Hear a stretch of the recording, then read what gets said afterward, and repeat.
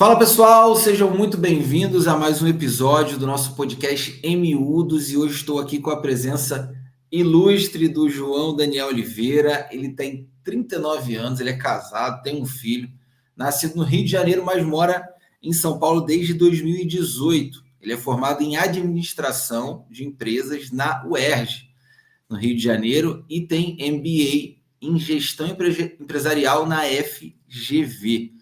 Ele atualmente atua como gerente comercial na Johnson Controls Hitachi, que é uma empresa aí no mundo inteiro no setor aí de venda de aparelhos de ar-condicionado. Meu amigo, muito obrigado, João, pela tua presença. Vai ser um prazer conhecer aí um pouquinho da tua história. Você que já atua nesse mercado há bastante tempo. Vamos conversar um pouquinho sobre isso. Muito obrigado pela tua presença. Legal, eu que agradeço, Fábio. Obrigado pelo convite, pela oportunidade de estar com você aqui, de compartilhar um pouquinho da minha jornada. Espero contribuir bastante com o pessoal aí também, com ideias, enfim. Legal. Um pouco mais do que a gente vai poder tirar aí dessas histórias todas. Maravilha. Bom, vamos começar logo pela melhor parte. Flamenguista, não é isso? Claro, então... com certeza. Pelo sorriso você já vê, né? Vê o sorrisão, nem tanto assim, nesse ano tá sofrido aí pra caramba. A gente já sofreu muito mais, né? Já, poxa. Não podemos reclamar dessa fase, não. Sofrer no G4 Coisa boa, coisa boa. Exato. Legal, meu amigo, legal, show. Mas me conta aqui um pouquinho, vou dar um passo para trás para depois a gente chegar no teu momento agora. Você é natural do Rio de Janeiro. Sim. Qual foi a chave aí para você fazer essa mudança para São Paulo em 2018? Por qual razão você fez essa mudança? A principal, Fábio, é carreira, né? Quando a gente olha para o mercado aqui do Brasil, não tem muito jeito. São Paulo é a capital comercial, é onde está o dinheiro, é onde estão as oportunidades. E no meu segmento, especificamente, a maior parte das matrizes estão aqui em São Paulo, né? Então, quando eu vim em 2018, ainda trabalhava pela Midea na época, uma outra multinacional, chinesa gigante também. Já era uma oportunidade que eu vinha procurando, que eu vinha cavucando, porque na época eu trabalhava no escritório no Rio de Janeiro, e era um mercado muito menor no Rio de Janeiro, então em termos de oportunidade seria bastante limitado. Então eu vim procurando essa oportunidade de vir para cá, casou com um momento em que a empresa precisava de alguém aqui, e as coisas se casaram, e de lá para cá correram muito bem, graças a Deus. Legal, legal. É engraçado porque eu vivi algo semelhante na minha vida também. Eu sou natural do Rio de Janeiro, como você, e também fiz essa virada para São Paulo também por conta da questão de trabalho um pouquinho antes, só em 2016. Mas eu tenho o mesmo sentimento que você.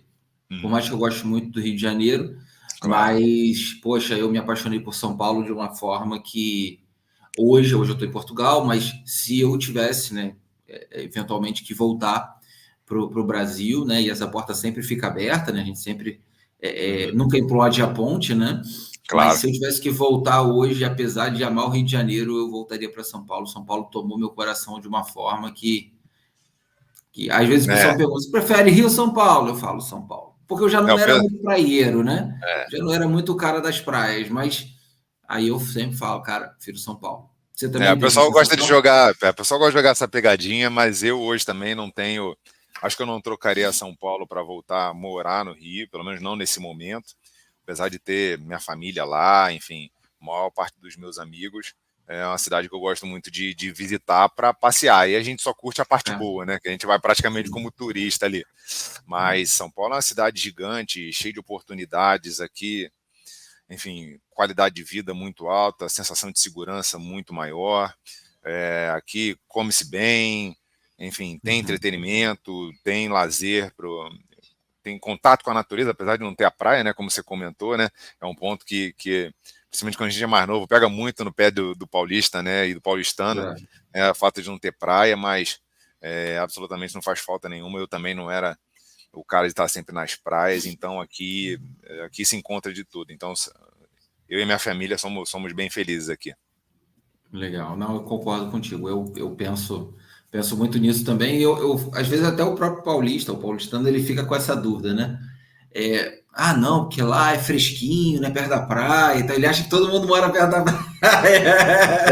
Eu costumo Cara, brincar, eu eles costumo acham brincar que que o Rio de Janeiro é uma orla. O Rio de Janeiro é uma orla é, só e tá todo mundo na beira da praia. Essa não era é o a que eu ia realidade. dizer. É a mesma brincadeira que eu faço. A sensação de quem não está no Rio, né? Que o Rio de Janeiro é uma grande avenida que de um lado tem a praia, do outro tem os prédios onde todo mundo trabalha e atrás dos prédios estão as favelas, né? Que é só isso que o Exato. povo fala do Rio de Janeiro.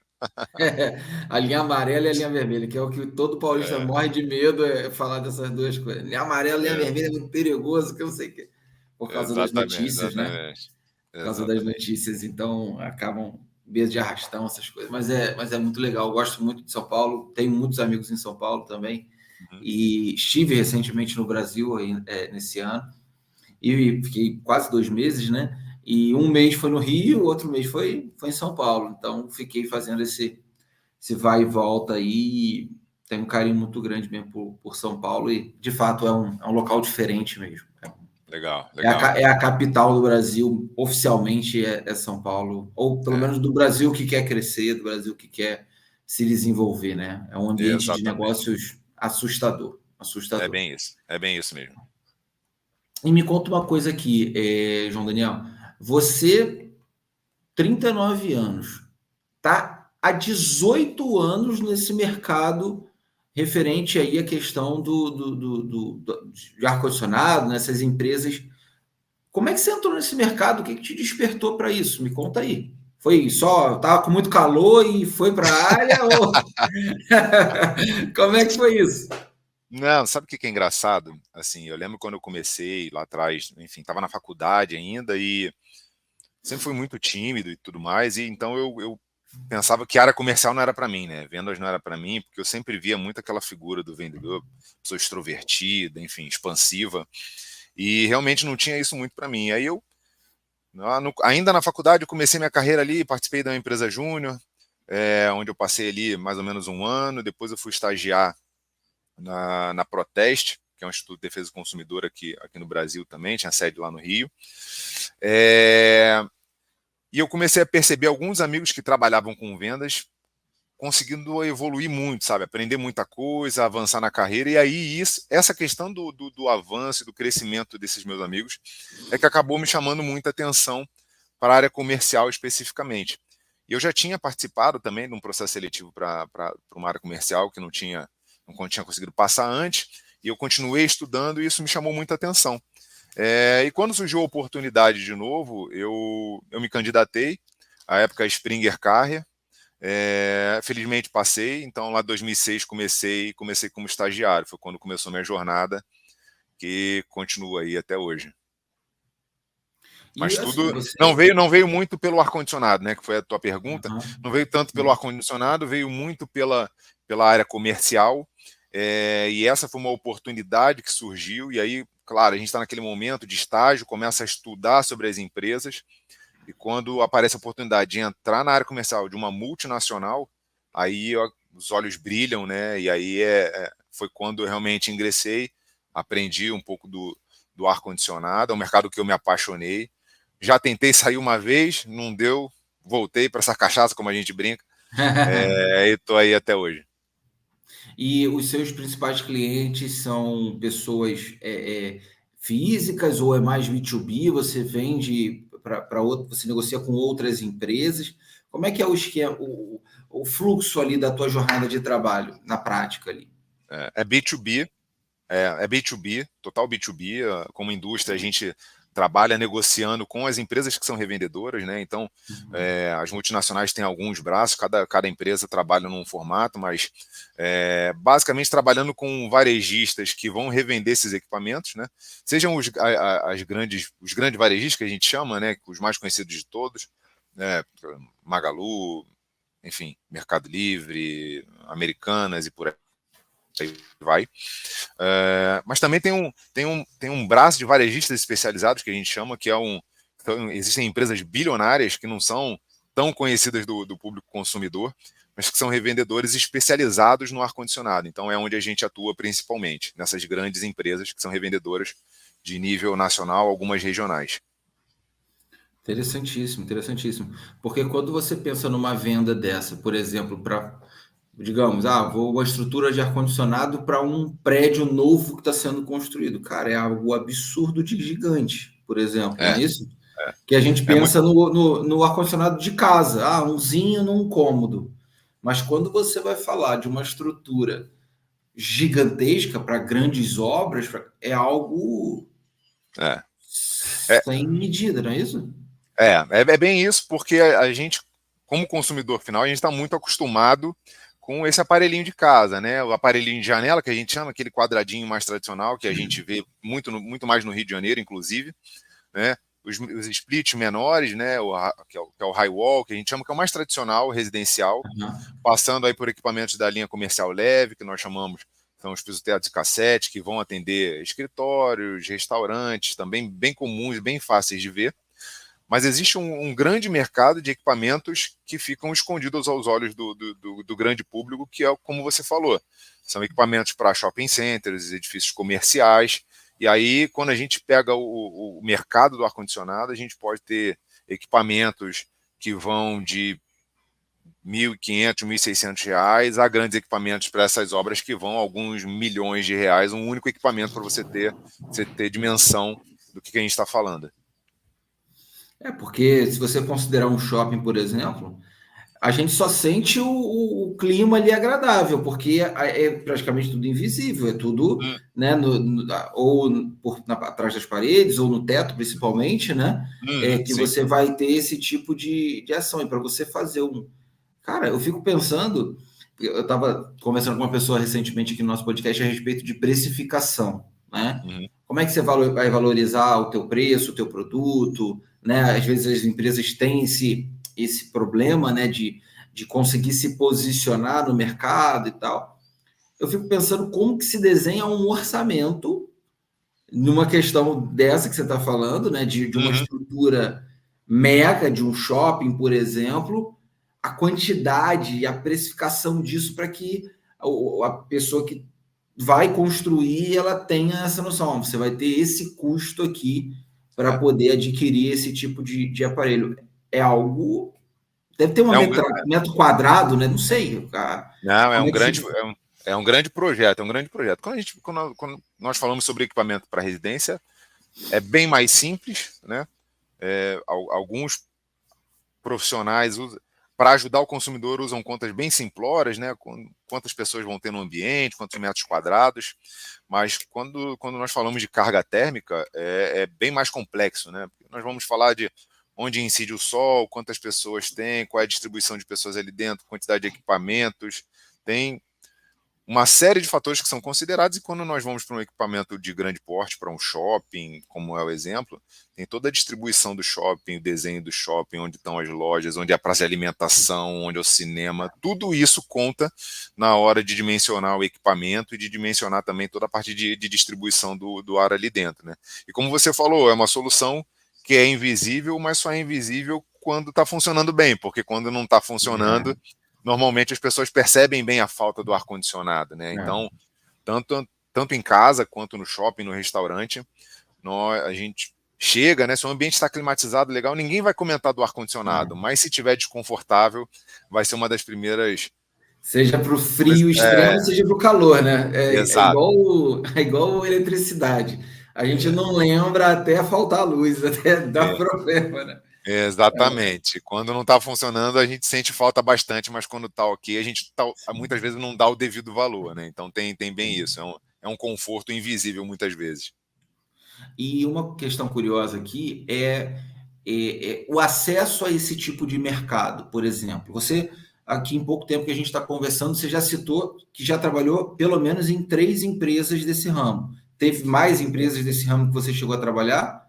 Na verdade, em termos de Um distribuição, processo foram seletivo? duas, Isso. foram duas empresas, né? Eu passei Isso. quase 16 anos na Midea, que foi a outra grande multinacional que eu trabalhei. Na verdade, eu entrei como Springer Carrier lá em 2006, né? Uma empresa, né, multinacional majoritariamente de cultura americana, que passou por uma joint venture em 2011 junto com a Midea, chinesa, então passou a ser a empresa com uma cultura mista, e onde eu fiquei até 2022. Tive uma pequena passagem fora, porque eu tive uma saída nos momentos de crise, depois voltei depois de um ano. Então, tive um ano fora que eu passei por um revendedor de ar-condicionado e por uma empresa de moda no Rio também. Mas acaba que eu falo muito concentrado nesse ramo de ar-condicionado na indústria, que é onde eu passei a maior parte da minha carreira. E de setembro de 2022 para cá, agora na Johnson Controls Hitachi, que é uma outra joint venture, e que acabou de ter anunciado aí pouco mais de um mês atrás também a venda da seu braço de ar-condicionado residencial e comercial leve para o grupo Bosch, né, que é um grupo alemão que todo mundo conhece bem. Gigante. Gigantíssimo. E essa entrada nesse mercado, alguém te apresentou, isso te despertou, porque você estava focado na questão comercial. Sim. Mas é porque não é usual, não é, pelo menos pode ser falta de experiência minha também. Você, poxa, qual área você atua? Não, a área especializada nisso. Tem uma coisa assim mais fechada ou é amplo assim? São muitas pessoas trabalhando nesse setor também? Não, é um mercado gigante, bilionário, como eu te comentei, Fábio. É claro que muita coisa eu aprendi depois de ter entrado no segmento, depois de ter entrado na empresa. Não vou aqui romantizar, né? Não era um sonho de infância trabalhar com venda de ar-condicionado, né? Não posso dizer isso. Mas ar-condicionado no Rio de Janeiro fazia todo sentido. Mas para você ter uma dimensão, e para o pessoal também ter uma dimensão de volumes que a gente fala, a estimativa é que a gente termine esse ano aqui no Brasil, né, com mais de 5 milhões de unidades de split high-wall vendidas. Para você ter uma mega dimensão. mercado. Isso porque nós temos uma penetração de mercado no Brasil que é pouco superior a 20%. Então, é um mercado muito grande, bilionário, mas com uma baixa penetração também ainda quando a gente fala do mercado brasileiro. Então, é muito desconhecido, são números muito desconhecidos do consumidor, porque não tem jeito, ar-condicionado a gente tem um. Então, que eu quero dizer, um no ambiente. Né? Se você estiver numa sala de reunião, você tem um ar-condicionado, mas eventualmente você vai ter 10 celulares, 10 notebooks. Então, Sim. tem muitos mercados que trazem a sensação de que são muito maiores, porque, claro, são itens de um ou dois equipamentos por consumidor, mas o mercado de ar-condicionado é um mercado muito grande e ainda também muito promissor aqui no Brasil. Então, como eu te falei, não vou romantizar que a entrada foi pensando no ar-condicionado, mas uma vez que a gente entra e conhece o tamanho do mercado, o tamanho das oportunidades, é um mercado que abre muitas possibilidades como carreira, inclusive. Uhum. Não, eu digo isso porque às vezes quando eu converso com as pessoas e é uma área bem específica, às vezes teve bom, meu primo trabalhava, meu pai trabalhou, meu tio trabalhou, sabe? Alguém assim, porque é um ponto bem específico. Mas uma coisa interessante que você está falando, né? E se a gente for pensar, vou falar aqui, né? Diante da minha visão, pode ser que eu esteja equivocado, mas a questão da utilização do ar-condicionado, ela no Brasil, ela deve ter explodido nos últimos, 20 anos, por aí. Ou aumentou o consumo, 20, 30 anos, talvez. Vem Não é, aumentando muito, Vem né, aumentando bastante ao longo nesses desse últimos período. anos, para uso, porque eu me lembro muito do seguinte, para minha infância aqui, os meus pais falavam, poxa, ar-condicionado é muito bom, mas o custo da energia era muito alto. E aí começou a vir, eu lembro desse split, né? Que tinha essa coisa de ser um pouco mais barato. Como que está essa questão do consumo de energia, por exemplo, que hoje a gente fala de energia solar, fala de todas essas coisas, porque isso, a gente infelizmente no Brasil tem uma conta de luz muito cara, né? Fazendo uma Sim. comparação assim, a tecnologia tem entrado também nos aparelhos para poder ajudar nessa redução desse custo, para que mais pessoas, ou mais empresas, ou mais instituições consigam fazer essa substituição para essas novas tecnologias? Não, muito legal você ter falado sobre isso, Fábio, porque é um mercado que, assim como todos, vem evoluindo muito na parte de tecnologia e também muito preocupado com toda a questão de economia de energia, mas também com a questão ambiental. Né? São dois fatores que andam muito juntos e a gente, quem acompanha um pouco das notícias sobre isso, vê que de tempos em tempos vem novas diretrizes acerca de consumo de energia e também de meio ambiente, porque desde que a gente era pequeno eu ouvia muito falar isso, que uma geladeira ou uma máquina de lavar ou um ar-condicionado ou um ferro de passar consumia muita energia, e todos os segmentos vêm trabalhando muito para trazer mais economia, serem mais corretos, e a gente tem um custo muito alto de energia, que, como você falou. E o ar-condicionado todo verão é o vilão, né? Toda vez que vem o verão, é ar-condicionado, é chuveiro, é o ferro de passar, e o ar-condicionado está sempre ali entre os principais citados.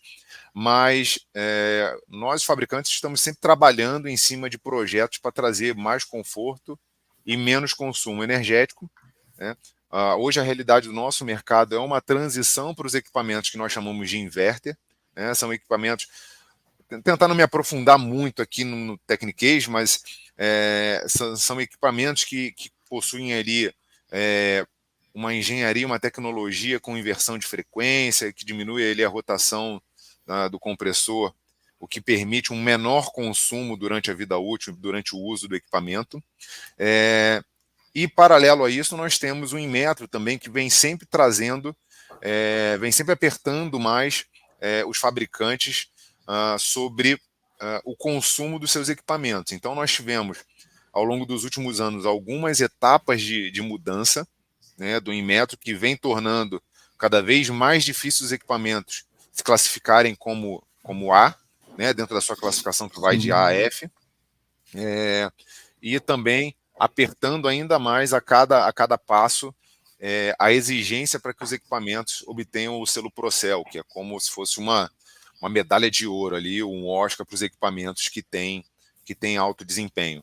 Então, ao mesmo tempo que o Inmetro e os órgãos vêm fazendo movimentos para garantir para o consumidor que os fabricantes estão entregando melhores equipamentos, ao mesmo tempo os fabricantes também vêm investindo muito em pesquisa e desenvolvimento para entregar equipamentos cada vez melhores, mais eficientes, com mais tecnologia, não só do basicão que a gente fala muito, que é a questão da temperatura, né, que é o conforto térmico, mas falando hoje de equipamentos com conectividade, com comando de voz, com alto nível de filtragem, porque ar-condicionado não é só o conforto, né? Como a gente fala ali da temperatura, como falamos do invisível, tem um tanto que é invisível para o consumidor no dia a dia, que passa por essa questão da tecnologia, que passa pela qualidade do ar em si, né? Questão de filtragem. A questão do Covid chamou muita atenção para isso, para a qualidade do ar que a gente respira também. Equipamentos com proteção contra maresia. Então, tem uma série de preocupações em volta do equipamento de ar-condicionado, que muitas vezes não está ali ligado à primeira demanda, à primeira necessidade do consumidor quando fala desse tipo de equipamento. Então, os fabricantes vêm trabalhando cada vez mais em entregas em relação a isso. Muito, muito interessante mesmo, porque não sei se você tem essa informação, se você sabe dessa informação, aqui em Portugal, por exemplo, as casas têm certificação energética. Legal. Aquilo que a gente tem no ar-condicionado, na geladeira, né, nos eletrodomésticos, a casa tem. Então, você pode comprar uma casa que seja A, B, C, D. Isso é Legal. muito interessante, né? Então, por exemplo, hoje, se um construtor, né, ele for construir um prédio, uma casa, ele tem que construir dentro da melhor certificação, por exemplo, né? Para justamente evitar esses problemas de um consumo maior, né? É quase que uma casa mais sustentável, vamos dizer assim, né? Eu já tinha ouvido falar algo desse tipo, e parece até que você paga menos imposto, né? Se a sua casa for mais econômica, não é isso? Certamente isso tem muita relação também com a nossa própria matriz energética aqui no Brasil. A gente tem, historicamente, mais facilidade de gerar energia, embora acho que nem vale a gente se aprofundar muito, né, na gestão disso, mas o fato da gente ainda contar aqui no Brasil com uma energia mais abundante do que na Europa, certamente isso conta bastante. Sim, sim, sem dúvida, sem dúvida. A Portugal, especificamente, tem campos de energia solar, campos de energia eólica, né? E tem aquela história, né? Até foi uma das causas aí dessa última guerra aí, dessa confusão com a Rússia aí, o tal do gás russo, né? Portugal nem tanto, Uhum. né? Portugal Uhum. pega mais o gás ali do norte da África, mas foi um problemão aí no início da guerra para a Europa, né? A possibilidade de perder esse gás russo, né?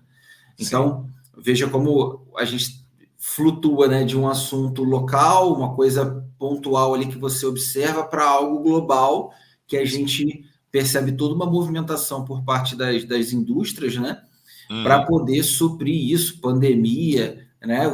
Quando você fala de um ar-condicionado, você fala de um ambiente normalmente fechado, né? Sim. E algo que a pandemia meio que não permitia, de certa forma, porque foi muito confuso, né? Você não podia ficar no início num local aberto, e aí Uhum. as pessoas também não podiam ficar muito próximas, só Sim. que o ar-condicionado ele tinha que tirar esse ar, né? Pegar esse ar e jogar para fora. Nossa, foi uma confusão aquele período também, né? Foi um período complicado, inclusive quando teve aquele fechamento das lojas ali em março de 2020, o próprio, em algumas semanas depois, a nossa associação conseguiu autorização para que as lojas voltassem a funcionar, porque ficou demonstrado que o ar-condicionado era um setor essencial para aquela época, né? Então, imagina, com isso tudo, os hospitais lotados, tudo mais, mas imagina um problema no ar-condicionado de um hospital sem ter uma empresa especializada naquilo ali que pudesse fazer um atendimento rápido, que tivesse preparado. Então, na época, a gente conseguiu até encaixar as empresas de ar-condicionado como um setor essencial e as empresas continuaram funcionando, claro, dentro de todas as regras que foram colocadas ali para proteger os colaboradores. Eu trabalhei em home office aqui direto durante 3 meses seguidos, até que fosse flexibilizando aos poucos. Mas o nosso setor tem uma importância muito grande, como você falou, para a qualidade do ar, não só para o conforto térmico. Maravilha, maravilha. E vamos já fazendo uma virada aqui no assunto, mas está dentro da questão do desenvolvimento mesmo, profissional, pessoal. Uhum. Você teve a oportunidade de participar lá do Equity Mais, né, daquela imersão lá no Grupo Primo. Uhum. E me conta o que te fez se voltar para isso ali, buscar aquela, aquela imersão, né, que foi muito legal, né? Foi uma experiência que eu Foi. também gostei muito, fez toda a diferença ali na minha mentalidade, mas qual foi a razão ali, qual foi o plus que você estava procurando para buscar ali a galera do Grupo Primo naquela época? Não, legal, legal. Porque isso é uma coisa que não, a gente olha para trás e começa a fazer o liga-pontos, né, Fábio?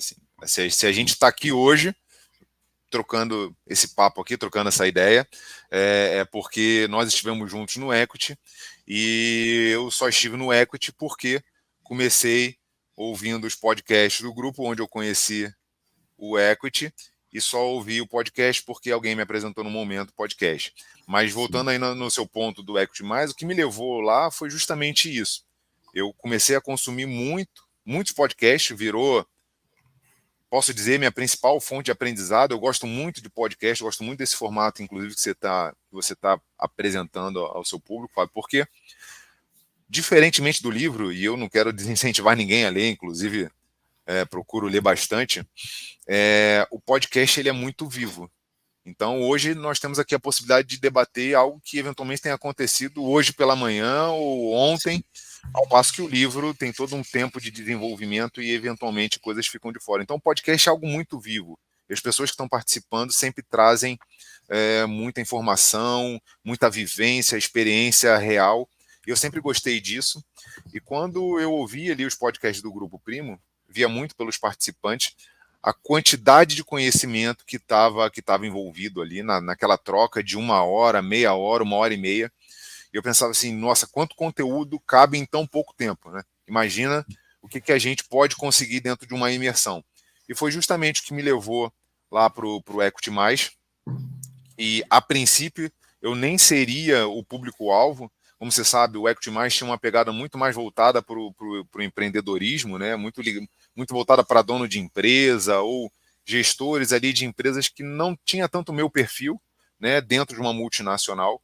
Mas como eu sempre me considerei um intraempreendedor, né, e sempre olhei também com muito bons olhos a questão do networking, foi por isso que eu acabei lá. E saí de lá muito realizado, porque a entrega, acho que você vai concordar. A gente assistiu o jogo do Brasil, com um tanto de... A o resultado não foi tão bom, derrota.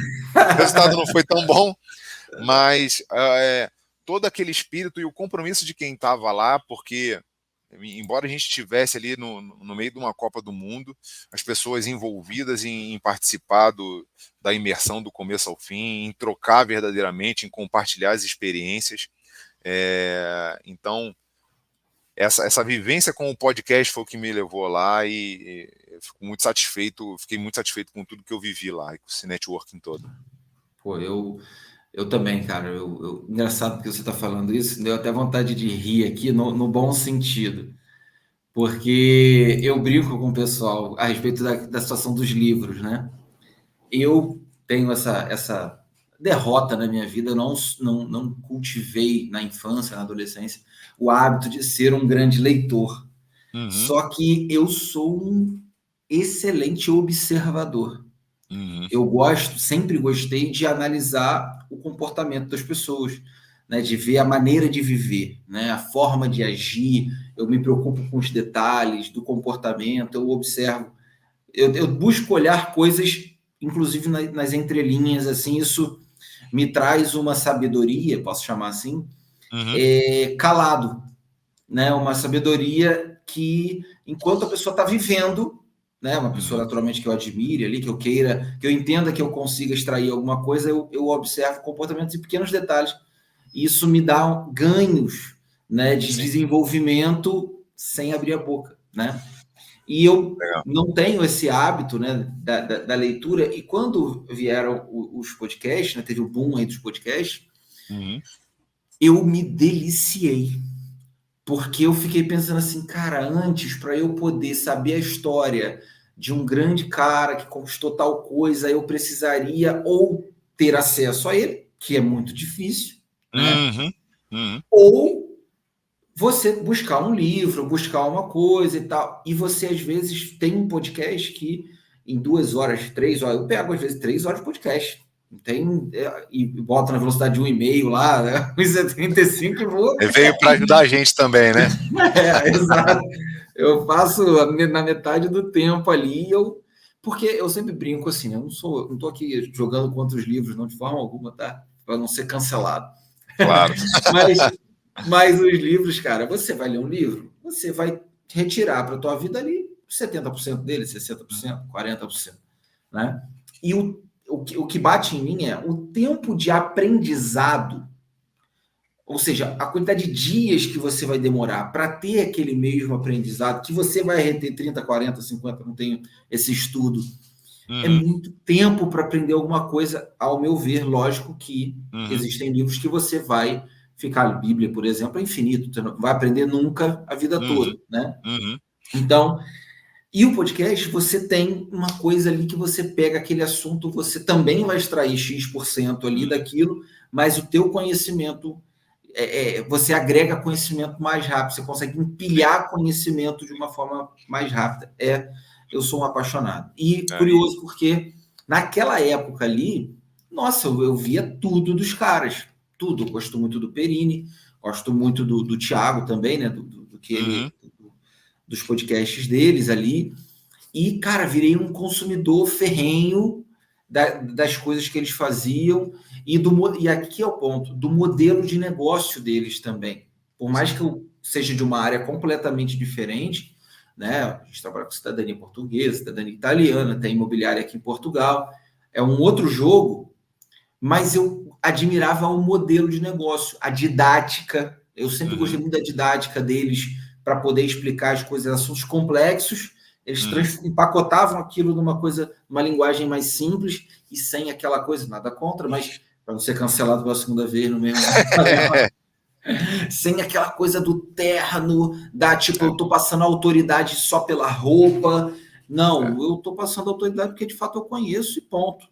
Né? E entrega um conhecimento, né?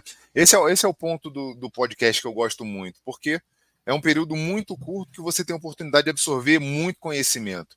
Porque o livro parece que tem ali um padrão, né? Que você vai ter pelo menos 200 páginas, 300 páginas, inevitavelmente muitas páginas serão repetitivas e tudo mais. E para você conseguir extrair realmente alguma coisa ali, vai te tomar algum tempo de dedicação. Então, mas o grande ponto o livro vai te trazer detalhes por outro lado que um podcast eventualmente não vai te trazer, né? Evidentemente. Então, por isso também que eu gosto e sempre que possível leio. Mas o grande ponto para mim, um dos grandes pontos para mim do podcast é o fato de que você pode absorver conhecimento enquanto faz qualquer outra coisa. E foi aí que eu comecei a ouvir podcast. Eu ouvia ainda no Rio quando me deslocava para o trabalho. Então eu tinha ali 1h30, 1h20, 1h15 de deslocamento, que seria um grande desperdício para mim ficar ouvindo só música. E eu, naquele momento que eu estava. Sempre gostei, sempre fui muito curioso, sempre busquei Agora você que vai ser cancelado agora. Só ouvindo música. Pô, velho. A gente toma cuidado de tudo, né? Vai ter artista. Agora é artista cancelando a gente. Mas a grande verdade é que, assim, quando a gente está nesse período que não tem jeito, o trânsito é um grande problema das grandes capitais, e São Paulo não é diferente do Rio de Janeiro, né? 2 horas, 3 horas por dia faz muita diferença e evidentemente fica muito difícil você no ônibus ficar ali em pé lendo. Eu não ia conseguir isso, mas eu conseguia colocar o fone e ir ouvindo, e aprendendo com algum conteúdo. Então sempre tinha alguma coisa diferente, né? Tinha podcast de idiomas, né? Podcast de inglês que eu estava estudando ali no começo. Então essa flexibilidade, então hoje quando eu estou viajando, estou no avião, estou na estrada, estou lavando louça, isso é uma das coisas que eu gosto muito do podcast, que me dá essa flexibilidade de consumir conteúdo em qualquer momento. Eu não preciso parar o que eu estou fazendo, que é uma exigência do livro, né? Eu não posso ler enquanto dirijo, inclusive fica a dica aí, né? O pessoal não fazer isso. Então, essa flexibilidade, tem gente que gosta de pegar o celular enquanto dirige, né? Então, cuidado aí. Então, essa flexibilidade do podcast é algo que eu gosto bastante. Eu concordo muito contigo. Eu acho que foi uma forma de você ganhar muito conhecimento. É lógico que eu fico abismado porque assim a gente tem hoje na nossa mão conteúdo infinito. Mas aí entra o problema do algoritmo, né? A gente fica naquela bolha. A gente tem dificuldade até de saber o que tem. Porque aparecem as mesmas coisas pra gente, a gente é impactado sempre pelas mesmas. Então a gente, de vez em quando, isso até é uma dica aqui que eu vou dar pro pessoal, cara, começa a seguir gente diferente. Sim. Porque a gente quase que chega num platô, muitas vezes, nas redes sociais e no YouTube também, que a gente fica nas mesmas coisas, porque no YouTube a gente não tem muito comportamento de se inscrever, né? Inclusive, não se esqueça de se inscrever aqui no nosso canal, todo mundo está assistindo. Importante. Mas a gente não tem o hábito de se inscrever, né? Ou de seguir. Então, a gente fica sendo impactado sempre pela mesma coisa. Só que existe um universo de outras coisas que a gente pode seguir, e eu ultimamente tenho começado a me inscrever em outras coisas, porque você começa a oxigenar o teu conteúdo, né? Legal. Você começa a trazer outras frentes que você não está acostumado a ver, né? Sabe o que eu passei a usar para mim, Fábio? Eu tenho o Instagram possibilita muito isso, né? E às vezes você está vendo lá e você está vendo um post sobre motivação, depois um outro sobre liderança, e depois passa o teu sobrinho, passa um gato bonitinho, depois passa um meme. Então isso realmente mistura muito e não tem jeito. A ferramenta é feita para isso, para distrair a gente. Então o que eu fiz? Eu criei diversos perfis para mim. Então eu tenho um perfil mais particular, onde eu sigo mais amigos e parentes que eu acesso quando eu quero ver como é que estão os meus amigos, o que eles estão fazendo, o que fizeram no final de semana. Tenho o meu perfil profissional, que eu acabo até usando mais no dia a dia, onde eu falo também, compartilho as coisas da empresa, do meu dia a dia de trabalho, as viagens, onde eu sigo outros profissionais e outros de outros segmentos, inclusive, onde aí sim eu vou trabalhar um pouco mais dessa minha interação com os conteúdos, né, de desenvolvimento e tudo mais. Eu tenho um perfil que eu só sigo perfis de esporte, então quando eu quero ver esporte eu vou para esse outro perfil. Então eu comecei a fazer isso porque eu não misturo, né, as notícias do Mengão com a dica de liderança, com a dica de vendas Isso é legal. e com a foto dos meus amigos na praia, porque senão eu me aborreço com meu amigo na praia enquanto eu estou no escritório e paro de ver todo o resto. Então, Cara, é algo que para mim funcionou bastante. muito legal mesmo. Porque aí você domina o algoritmo, né? Você, ó, Sim, agora eu quero focar nesse assunto. O algoritmo vai te entregar aquilo e você depois exatamente. flutua para um outro. Interessante, é uma maneira legal mesmo de conseguir oxigenar. E eu comecei a fazer isso, eu comecei a me inscrever. Eu não tinha até curtir, cara. Fui ver, até. Esposa, te amo. Cara, tinha foto da minha esposa que eu não curtia, eu não tinha um hábito, sabe, de curtir. Via, achava legal, mas não Uhum. curti. Quando eu fui ver, eu falei, caramba, não É, curto nem da minha esposa, meu irmão, que isso? Aí porque é o comportamento de uso ali, né? A gente acaba não tendo essa coisa do curtir, do compartilhar, né? É intuitivo, mas nem tanto, né? sim, Você é mais intuitivo o movimento de jogar para cima do que você bater ali 2 vezes, clicar 2 vezes ou buscar um botão ali para criar uma interação a mais. exatamente. E uma coisa interessante que você falou em relação ao próprio equity, né? Eu estive lá agora no Grupo Primo, inclusive, Uhum. antes de vir para cá, de voltar aqui para Portugal, eu mantenho contato com o pessoal lá. E assim, poxa, eu acho muito interessante a mentalidade deles, né? Nessa questão disruptiva, né? Uhum. Eles mudaram o mercado, eles mudaram a forma de comunicar o segmento de finanças, né? Uhum. Uhum. E na mentoria em si, ali na imersão, a gente teve, cara, um banho de loja, né? A Sim, gente teve de tudo um pouco. sim. E a mentalidade, né, de gestão, de controle, a própria visão comercial, como que as coisas são, poxa, abriu muito a minha mente, abriu muito, Uhum. muito mesmo. Uhum. E hoje eu percebo isso, né? Você falou, ah, não, nem era tão para mim, né? Você disse isso, mas eu vou te dizer, se tem uma das coisas que eu mais sinto falta, e por mais que eu goste muito de estar em Portugal e faça muito sentido para o nosso negócio que eu esteja aqui, uma das coisas que eu mais sinto falta é justamente o contato com outros empresários, com Uhum. outras pessoas que estejam numa condição semelhante, vivendo outros desafios, porque às vezes uma conversa num Uhum. cantinho ali entre um coffee, Uhum. num breakzinho ali que você faz. Ah, você faz o quê? Trabalha com o quê? Poxa, qual é essa solução que você usa? Daqui a pouco você consegue resolver um problemão Uhum. dentro do Sim, teu negócio, porque você já tem uma pessoa que está um pouquinho mais na tua frente numa área, da mesma forma você pode colaborar em outra, sim, e você vai ver no fim das contas, a gente precisa estar junto. sim. Essa É isso. plataforma, esse podcast aqui, o intuito dele, né? Eu converso com os nossos clientes, converso com pessoas em vários lugares do mundo, Uhum. e também algumas pessoas que eu comecei algum tipo de relacionamento, conheci, e que às vezes eu mesmo não tive a oportunidade de me aprofundar. Uhum. Então, quando a gente para tudo, né? E senta para conversar, a gente vê quanta coisa legal que a gente tem em É. comum e coisas que a gente pode trocar. E o meu propósito disso aqui é que o pessoal consiga sociedades, que o pessoal faça negócio, que o pessoal consiga mesmo, sei lá, meu irmão, encontra uma esposa, que seja, meu, É. mas que tenha uma relação legal, sabe? Que Uhum. crie, que mantenha vínculos, porque é tão difícil hoje. A É. vida do empresário ela é tão isolada, ela vai se afastando, se afastando, se afastando, se afastando, e no final você fala assim, cara, tu olha para uma parede, olha para outra, tu não consegue ter contentamento naquilo que você está construindo, É. porque às vezes você fica apavorado, não, por causa disso, por causa daquilo, você vai se afastando, e o prazer de poder conversar é É. impagável, né? Porque se a gente se deixar levar pelo dia a dia, Fábio, a gente cai nisso, né? Cai na rotina que todos nós temos e a gente realmente, quando vai ver, acabou se afastando de uma série de coisas que são importantes, inclusive, para o dia a dia, né? Sim. E quando eu digo ali que não era para mim, não é que, evidentemente, eu entendi que não deveria estar ali. Muito pelo contrário.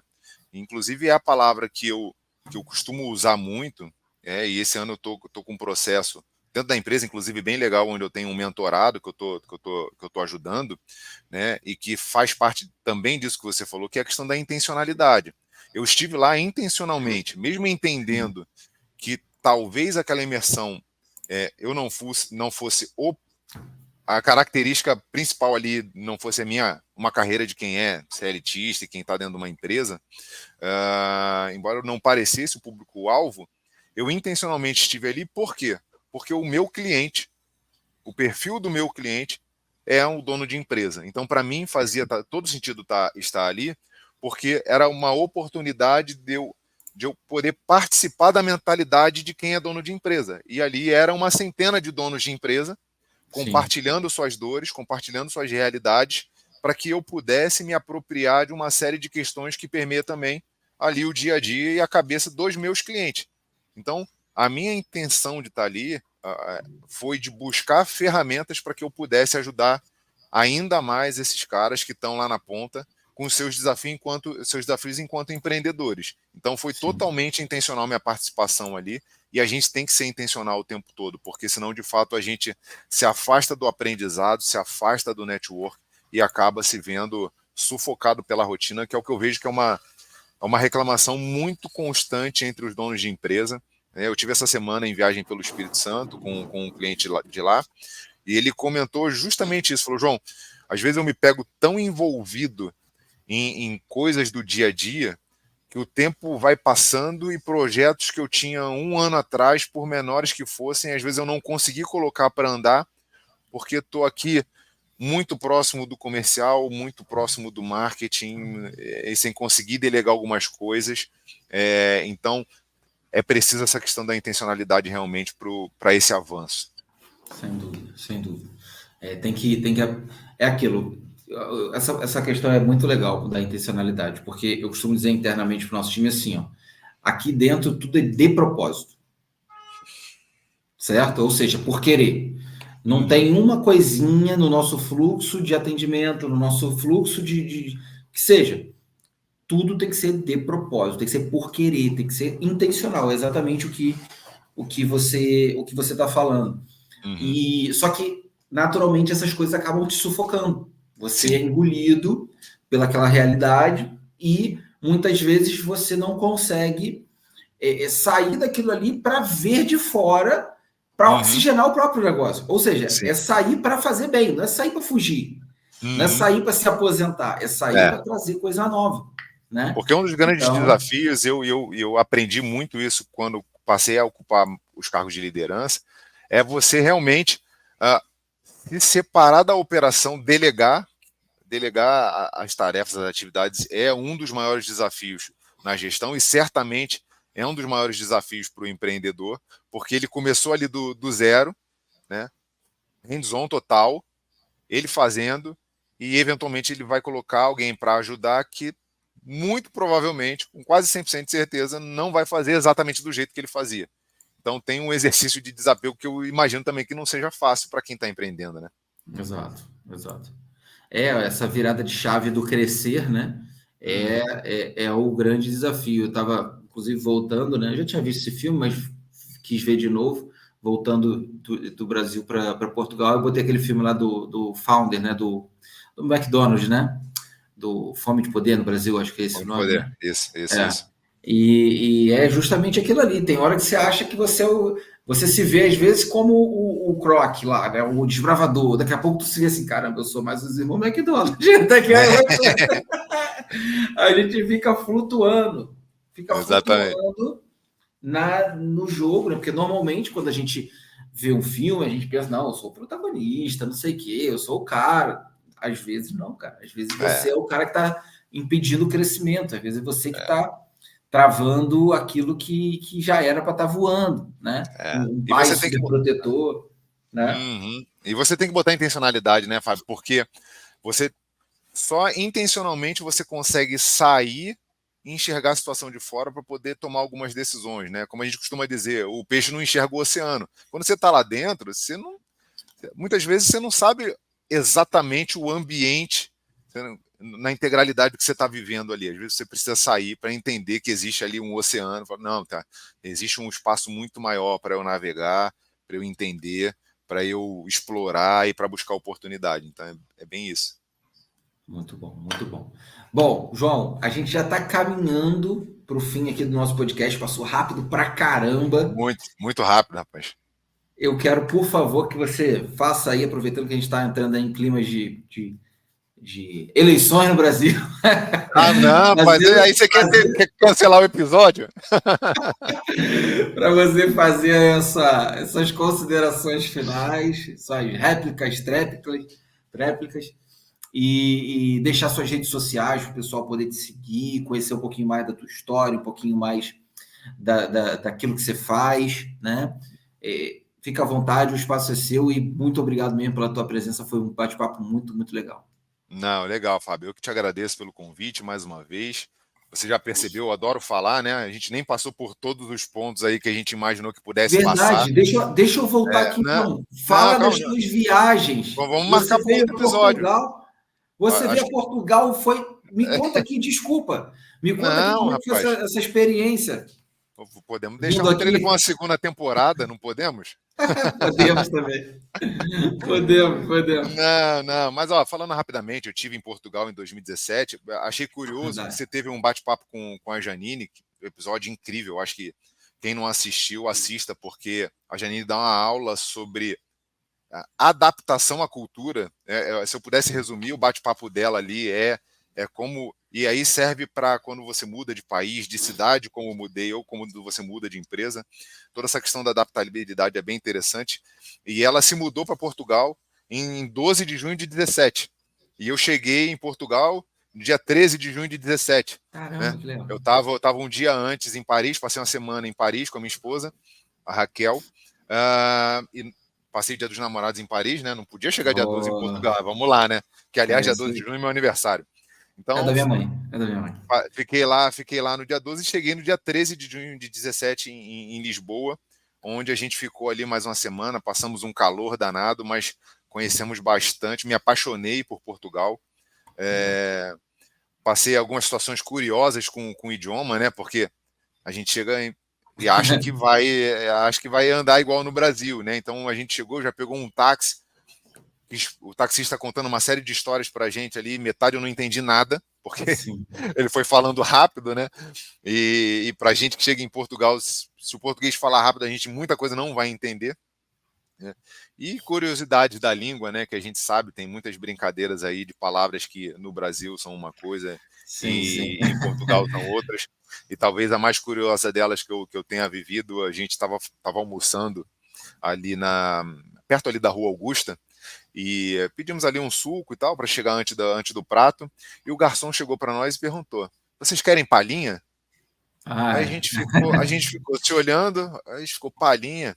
Aí a gente olhou para ele, ué, palhinha? Aí ele fez assim, ó, palhinha. Aí pô, não é possível que o garçom tá oferecendo isso pra gente aqui. Até a gente entender que palhinha era o canutinho, rapaz. Olha, a gente já tava ali vermelho, roxo, não sabia o que fazer, né? Então, ainda bem que a gente não aceitou de cara, né? Senão, né, vai que, né? ai, Mas foi meu uma Deus. situação bem curiosa e o idioma tem essas brincadeiras com a gente, mas Portugal é delicioso. Passamos pelo Sim. Castelo de São Jorge, fomos a Belém, claro, o pastel de Belém não pode faltar. E ai Sim. de quem chegue fora de Belém e peça um pastel de Belém.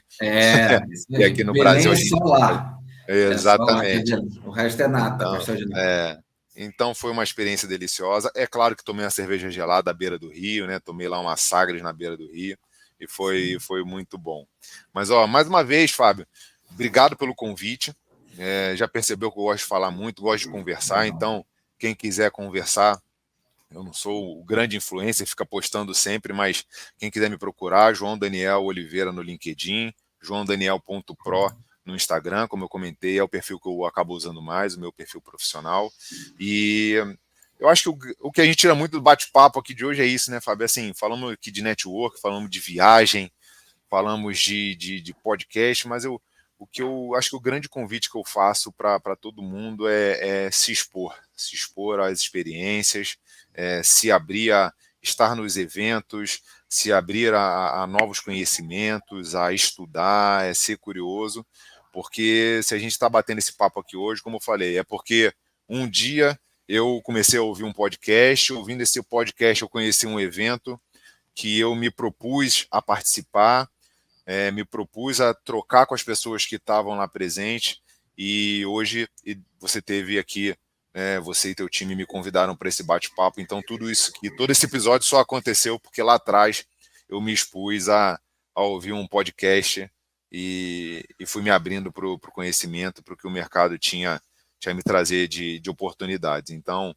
se exponham, procurem estar próximo das pessoas, procurem aprender, porque só traz oportunidades e crescimento para todo mundo. Com certeza, meu amigo, com certeza. Bom, e para você aí que assistiu até o final, não se esquece de curtir, compartilhar, mandar esse vídeo para o máximo de pessoas. E deixa aqui teus comentários também sobre a história do João Daniel. Pô, cara, gente boa pra caramba, flamenguista, gente boa, cara. Aí você vai perder um monte de gente, mas tenho certeza que a maioria ainda vai gostar. 45 milhões vão gostar. Beleza, meu amigo. Pessoal, obrigado. Um grande abraço para vocês e até o próximo. Tchau, pessoal. Tudo de bom. Obrigado, meu amigo. Até o próximo. Valeu. Até.